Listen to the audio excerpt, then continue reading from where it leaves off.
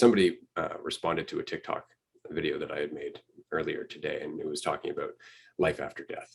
And they were saying, well, I just can't wait until I can travel through the cosmos, floating by planets and astral projecting essentially.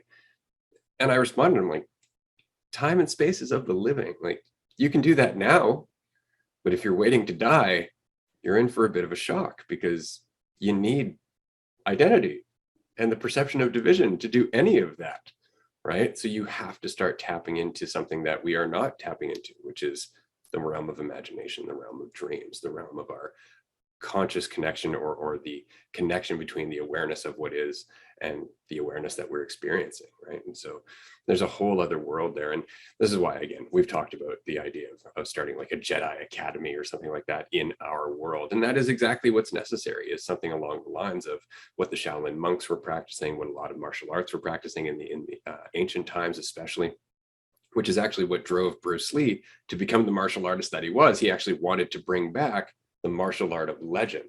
He wanted to bring back superhuman martial arts, like superhuman abilities. And that was the avenue that he was taking to try and get there, which is why everybody looks at Bruce Lee's reflexes and the fact that he was the strongest person in the world at one point, despite his size, right? Like, you look at that and you go, maybe he was onto something. And he was a huge fan of Krishnamurti. His book about Jeet Kune Do, The Way of the Intercepting Fist, is about your mentality being expressed in your martial art, that how you defend yourself is the most true reflection of the person you are compared to what we say we are, or how we act in comfort, how we act when things are safe. That when you're in a fight, that's when you see who you are. And that was his whole philosophy. It was really quite good.